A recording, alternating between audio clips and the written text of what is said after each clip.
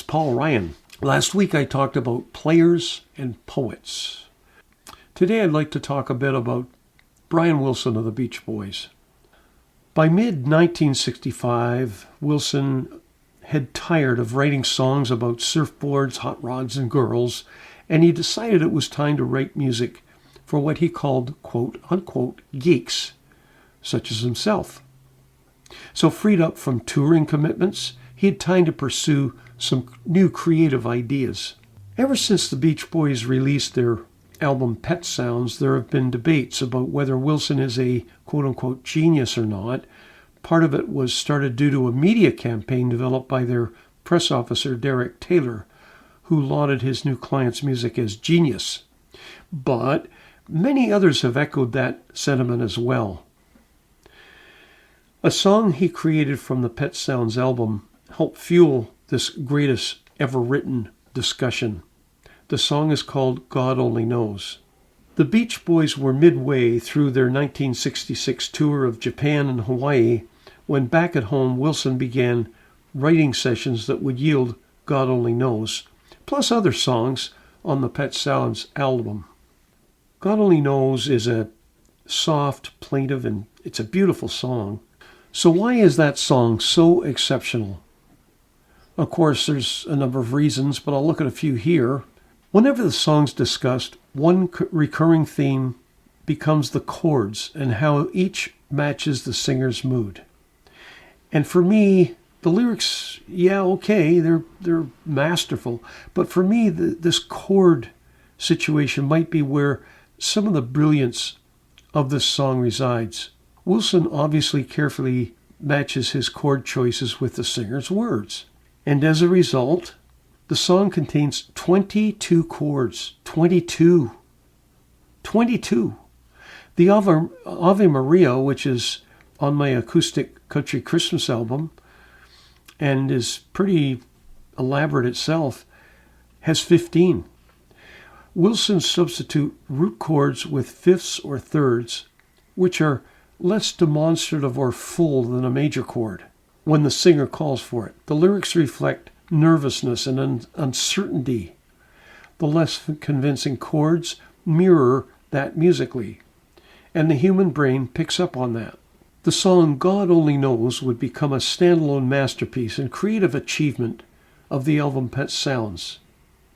It combines the lonely aching of Carl Wilson's lead vocal with the instrumentation and musical complexity I described a minute ago.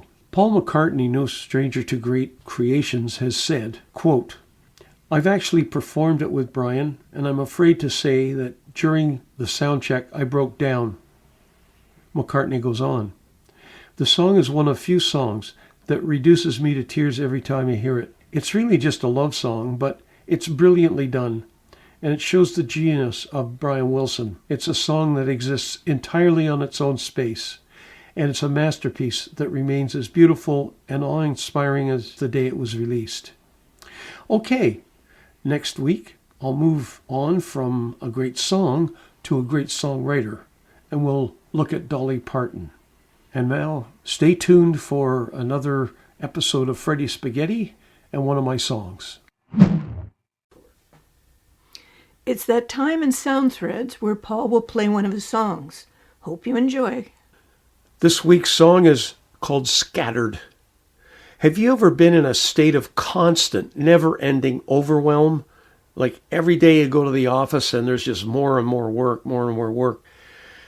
We've all been there at different times, and I wrote the song to take a step back and maybe take a look at it from a humorous perspective.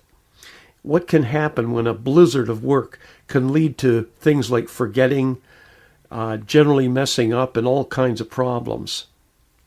So here's Scattered. Hope you enjoy it.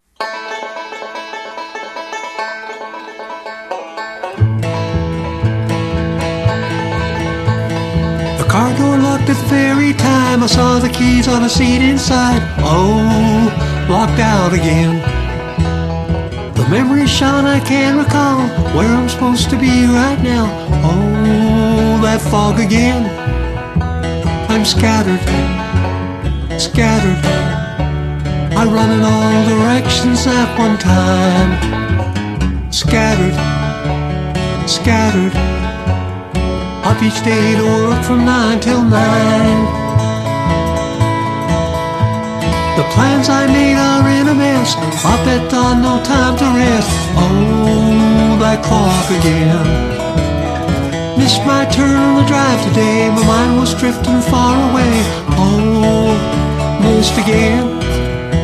I'm scattered, scattered, I run in all directions at one time. Scattered, scattered, up each day to work from 9 till 9.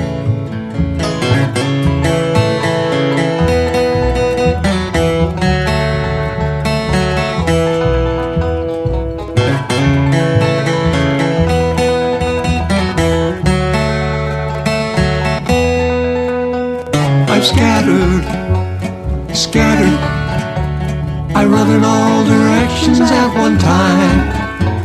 Scattered, scattered, up each day to work from 9 till 9.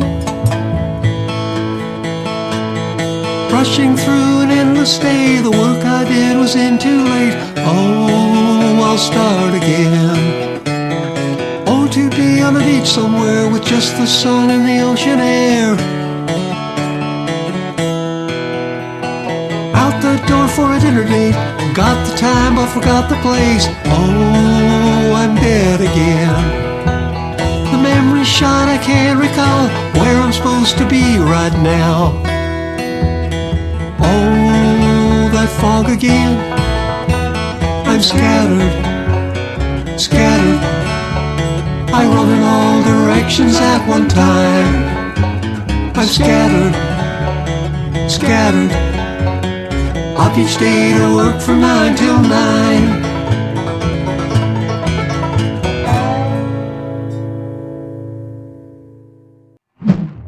And now, here is this week's episode of The Musical Life of Freddie Spaghetti.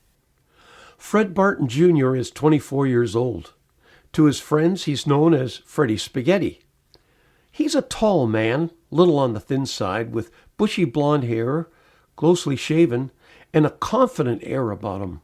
His voice is deep, almost gravelly. And his clothing of choice, well, designer jeans and Nike t-shirts. He works at a local distribution center. In the warehouse, he mans a forklift truck. His job is to stack and move pallets with boxes that are to be shipped by the end of the day. The job's okay. It pays well, but his first love is music. And he dreams about going on tour, cutting a record, and becoming a big star. And the money. Being a star meant having enough money that he'd never, ever have to move another pallet or drive a forklift long as he lives. And maybe someday he could even buy a house. His third-floor apartment is fairly stark, about what you'd expect from a young bachelor. The rent's affordable, and he can walk to work unless the weather's bad. An old couch his mom, Nancy Barton, gave him is located in one corner. It's in bad shape. Some of the threads are coming loose. The blue color's fading a bit, and the top, it's turning to gray where the sunshine comes pouring in.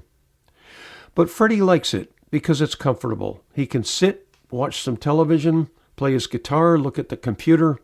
His apartment is small. There's no dinner table, but a small coffee table sits just in front of the couch. It's perfect for putting up your feet after a hard day at work.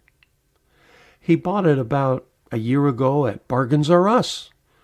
Sometimes he's on the couch watching old reruns of Andy Griffiths or Hee Haw, and other times he just sits there, thumbing his phone and looking for MP3s and videos he can play his guitar along with. The kitchen, that's over to one side of the TV and the couch area. And behind the couch, just over to the right, is a window where he can gaze at the people walking along on the street. In his way, Freddie's an old soul. Every week or two, Freddie and his buddy Jenks, they meet at a local bar for a beer and just to catch up.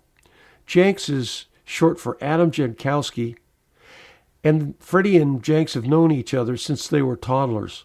They went through school together and played together as kids. Jenks even looks a bit like Freddie's twin brother. He's tall, blonde, athletic looking. However, that's where the similarity ends. Jenks was a star on the high school football team and ice hockey team. Well, Freddie, he spent most of his time hanging out at the local music store. Freddie was drawn to Jenks' fun personality. If there was a funny joke or anything else making the rounds or a party to be crashed, Jenks would be on top of it. Thanks for listening to this week's Sound Threads. Hope you enjoyed it. Next week we'll have a brand new edition. Hope you will join us then.